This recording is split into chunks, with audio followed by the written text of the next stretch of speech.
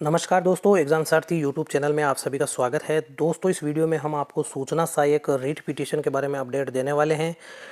आखिर कब तक डीवी पर स्टे ऑर्डर आ जाएगा, आगे कब सुनवाई होने जा रही है, नेक्स्ट पिटीशन कब लगने वाली है, केस में अभी तक हुआ क्या है, आगे क्या होने जा रहा है, सब कुछ इस वीडियो में आपको अपडेट देंगे, तो वीडियो में बने रहिए। दोस्तों, सबसे पहले तो बात करते हैं कि जो हमारी पिटीशंस लगी है सूचना सहायक में, उसमें जो पहली पिटीशन फाइल हुई थी 16 जुलाई को, उसमें अब नेक्स्ट हियरिंग 27 अगस्त को है। मनीष कुमार आचार्य एंड अदर्स वाली ये पिटीशन है। तो आपको जल्दबाजी नहीं करनी है कि हमारा तो टाइपिंग एग्ज़ाम आ जाएगा 27 अगस्त को, तो फिर कैसे होगा, हमारा टाइपिंग एग्ज़ाम होगा या नहीं होगा जो टाइपिंग कट ऑफ मार्क्स से कम पर है। तो दोस्तों, आपको बता दें कि इसीलिए आपको हमने कहा था कि आप जल्द से जल्द पिटीशन से जुड़ जाएं, ताकि आपको भी टाइपिंग एग्ज़ाम में शामिल कर लिया जाए। तो चिंता करने की आपको आवश्यकता नहीं है। हमारी जो नेक्स्ट पिटीशन में हीयरिंग जब भी होगी, तो टाइपिंग एग्ज़ाम से पहले पहले उसमें हीयरिंग होनी है, जो कि तनूर यादव नाम से लगी है। इसमें लगभग सारे कैंडिडेट्स जो अभी तक आए हैं वो सारे जुड़ चुके हैं। बाकी के कैंडिडेट्स जो है वो नेक्स्ट पिटीशन में जुड़ सकते हैं। और अगर मान लीजिए कि टाइपिंग एग्ज़ाम हो भी गया तो कोई दिक्कत नहीं है। जो पिटिशनर्स हैं उनके एडमिट कार्ड भी जारी होंगे टाइपिंग एग्ज़ाम के लिए, जो कट ऑफ से कम मार्क्स पर भी हैं। और अगर बाय द वे आपका एडमिट कार्ड जारी नहीं हो पाता है किसी कारणवश से, तो आपका टाइपिंग एग्ज़ाम बाद में भी कंडक्ट कराया जा सकता है अलग से। तो इससे आपको घबराने वाली आवश्यकता नहीं है। दोस्तों, ये जो तरुण यादव एंड अदर्स वाली जो पिटीशन है, इसमें लगभग सारे कैंडिडेट्स हो चुके हैं। जो ड्यू डेट थी, लास्ट डेट आपको बता दी गई थी 1 अगस्त से पहले पहले, उन सभी को जो है ऐड कर लिया गया था। उसके बाद जो कैंडिडेट्स आए हैं उनको नेक्स्ट पिटीशन में ऐड किया जाएगा, जो कि संभवतः कल से ही स्क्रूटनी में भेज दी जाएगी। तो जो कैंडिडेट्स अभी तक नहीं जुड़े हैं पिटीशन से, वो जल्द से जल्द पिटीशन से जुड़ सकते हैं। ये व्हाट्सएप का आपको क्यूआर कोड दिख रहा है, इसको स्कैन कर सकते हैं। नीचे लिंक भी आपको मिल जाएगा, उस लिंक पर जाकर के आप डिस्क्रिप्शन या कमेंट बॉक्स में देख सकते हैं। और फिर आप सूचना सहायक के लिए वहाँ पर फॉर्म मांग सकते हैं रिट पिटीशन में ऐड होने के लिए। तो उस फॉर्म में आपको क्या क्या फिल करना है वो आपको बता देते हैं, फिर आगे बताएंगे कि आगे केस में क्या होने जा रहा है। तो जो कैंडिडेट्स हैं उनको यही बता दिया जाएगा, व्हाट्सएप पे बार बार नहीं बताया जाएगा कि फॉर्म में कैसे क्या भरना है। सबसे पहले तो यहाँ कैंडिडेट का नेम आ जाएगा, father's name, date of birth आ जाएगी, एड्रेस जो कि आपने एडमिट कार्ड में भरा था यानी एप्लीकेशन फॉर्म में, वही रोल नंबर आ जाएगा आपका। इसके अलावा मास्टर पेपर जो बोर्ड ने जारी किया था उसके अनुसार कौन से क्वेश्चन पर आप पिटीशन लगाना चाहते हो, उस क्वेश्चन का क्वेश्चन नंबर कौन सा है वो लिखेंगे। फिर फर्स्ट आंसर की में उसका आंसर क्या था, सेकंड आंसर की में उसका आंसर क्या हुआ, और कैंडिडेट के अनुसार उसका आंसर क्या होना चाहिए वो भरना है। तो इसमें जैसे कि फर्स्ट आंसर की में बोर्ड ने सी आंसर दिया था तो सी ऑप्शन, फिर बी कर दिया। और कैंडिडेट चाहते हैं कि उसमें सी हो या डिलीट हो, तो डिलीट के लिए पूरा डिलीट लिखना है। इसी तरीके से बोर्ड ने किसी क्वेश्चन को डिलीट कर दिया तो उसके लिए भी आपको फाइनल आंसर की में डिलीट लिखना है, और अपने जो ऑप्शन है वो कैंडिडेट आंसर में लिखना है।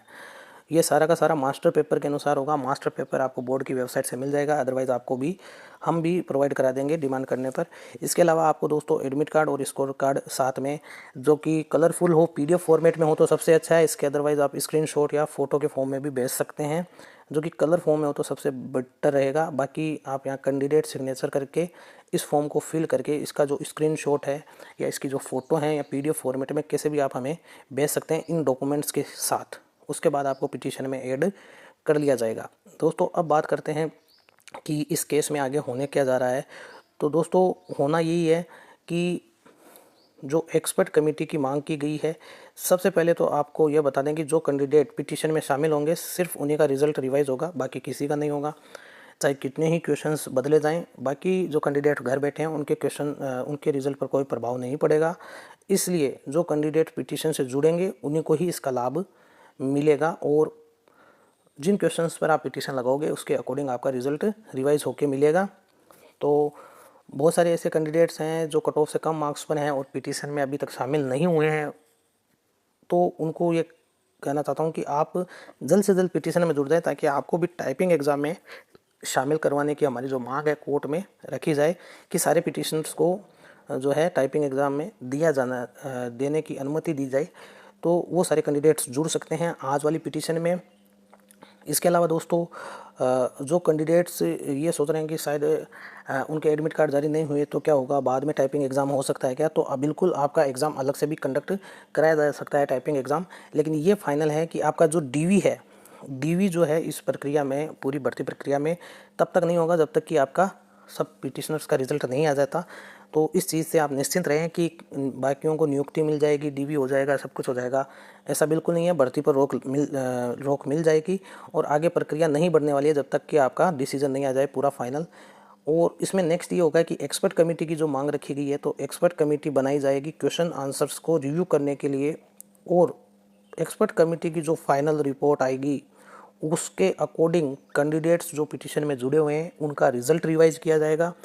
और पूरी पॉसिबिलिटी है कि 12 क्वेश्चंस पर, अभी तक जो 12-13 क्वेश्चंस पर पिटीशन लगी है, उनमें से निश्चित तौर पर 3 से 4 क्वेश्चन तो कन्फर्म आपके मान के चल सकते हैं कि हमारे पक्ष में ही फैसला आएगा। 3 से 4 क्वेश्चन कन्फर्म है, हो सकता है ये 5 या 6 भी हो जाएं। तो अगर 5 क्वेश्चंस भी होते हैं तो लगभग 3.5 मार्क्स बढ़ते हैं दोस्तों, 3.5 मार्क्स। और अगर 4 क्वेश्चंस भी बढ़ते हैं तो लगभग आपके 2.8 के आसपास, यानी 3 मार्क्स के आसपास आपके मार्क्स, या 2.8 मान के चल सकते हैं। तो 2.8 मार्क्स बहुत होते हैं दोस्तों। इतने मार्क्स अगर बढ़ जाते हैं तो बहुत हज़ारों कैंडिडेट्स जो है वो लड़ाई में आ जाते हैं, फाइनल सिलेक्शन की जो लिस्ट है, मेरिट लिस्ट में आ सकते हैं। इतने मार्क्स बहुत ज़्यादा होते हैं। तो इस चीज़ का आप ध्यान रखें कि पूरा प्रक्रिया जो है वो इस तरीके से चलेगी। ये नहीं है कि आप जल्दबाजी करें कि रोज़ की रोज़ सुनवाई हो गई, कोई ना कोई आपके टाइपिंग से पहले हो जाना चाहिए सब कुछ, ऐसा नहीं होगा। टाइपिंग आपका एग्ज़ाम होगा। अगर कैंडिडेट्स के एडमिट कार्ड नहीं जारी हो पाते हैं जो कट ऑफ से कम मार्क्स पर है, लेकिन ऐसा होगा नहीं, संभव यही है कि सबके एडमिट कार्ड जारी हो जाएंगे जो पिटिशनर्स कट ऑफ से कम मार्क्स पर भी है। बाकी ज़्यादातर जो कैंडिडेट्स हमारे पास जुड़े हैं वो कट ऑफ से ज़्यादा मार्क्स वाले ही हैं, तो उनको चिंता करने की आवश्यकता नहीं है। टाइपिंग एग्ज़ाम तो आप दे ही रहे हैं। उसके बाद डीवी की जो प्रक्रिया है उस चीज़ का ध्यान रखें, डीवी सभी का होगा, कोई भी कैंडिडेट जो है वो नहीं छूटेगा जब तक कि उनका रिवाइज रिजल्ट नहीं आ जाए। तो इस चीज़ का आप ध्यान रखें। बाकी दोस्तों आपको बता ही दिया गया है कि नेक्स्ट पिटीशन कल मंडे को लग रही है, उसमें शामिल आपको कैसे होना है, तो सारा फॉर्मेट आपको बता दिया गया है। इस प्रक्रिया को आप फॉलो करके जल्द से जल्द पिटीशन से जुड़ सकते हैं। और आगे आने वाले अपडेट के लिए आप इस चैनल को सब्सक्राइब कर सकते हैं। वीडियो पसंद आया हो तो इसे लाइक और शेयर कर सकते हैं। धन्यवाद।